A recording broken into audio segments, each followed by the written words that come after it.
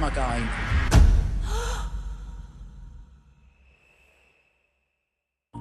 रीमा और उसका परिवार नए घर में शिफ्ट हुए थे। यह घर शहर के बाहरी इलाके में था और काफी पुराना था, लेकिन बहुत खूबसूरत था। घर के अंदर कई पुरानी चीजें थीं, जिनमें से एक बहुत बड़ा और पुराना आईना भी था। यह आईना रीमा के कमरे में रखा गया था। शुरुआत में सब सामान्य था, लेकिन कुछ दिनों बाद रीमा को अजीब घटनाएं महसूस होने लगी। रात को जब वह सोने जाती तो उसे आईने में कुछ अजीब सी हलचल दिखाई देती।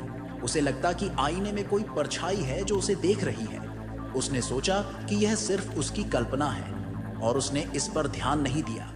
एक रात जब रीमा पढ़ाई कर रही थी, उसने देखा कि आईने में उसकी परछाई अजीब तरह से हिल रही है, जबकि वह स्थिर बैठी थी। उसे डर लगने लगा और उसने अपने माता पिता को बताया, लेकिन उन्होंने इसे उसकी थकान का परिणाम ज्यादा ध्यान नहीं दिया।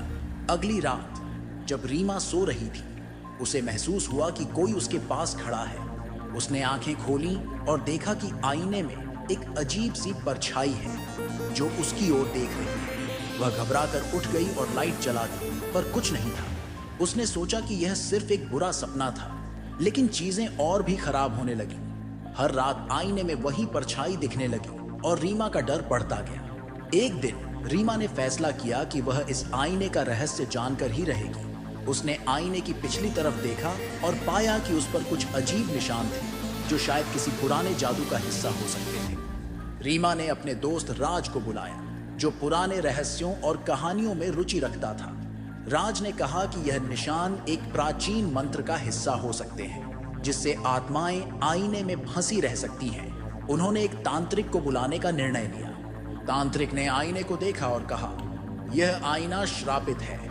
इसमें एक आत्मा फंसी हुई है जो इस दुनिया में शांति नहीं पा सकी है। इसे मुक्त करने के लिए हमें एक विशेष पूजा करनी होगी। रात को तांत्रिक ने पूजा शुरू की और मंत्रों का उच्चारण किया। आईना तेज चमकने लगा और अचानक उसमें से एक आत्मा प्रकट हुई। आत्मा ने कहा, धन्यवाद, तुमने मुझे मुक्त कर दिया। अब मैं शांति से जा सकती हूँ। आत्मा ने रीमा को धन्यवाद दिया और गायब हो गई। उसके बाद आईने में कोई अजीब घटना नहीं हुई और रीमा का डर भी खत्म हो गया। उसने उस आईने को अपने कमरे से हटवा दिया और उसे घर के किसी कोने में रख दिया। इस घटना के बाद रीमा ने सीखा कि कभी-कभी पुरानी चीजों में रहस्य छिपे होते हैं और उनका सम्मान करना चाहिए। पुरानी वस्तुओं का ध्यानपूर्वक निरीक्षण और उनका सम्मान करना चाहिए, क्योंकि उनमें छिपे रहस्य कभी-कभी हमें हैरान कर सकते हैं।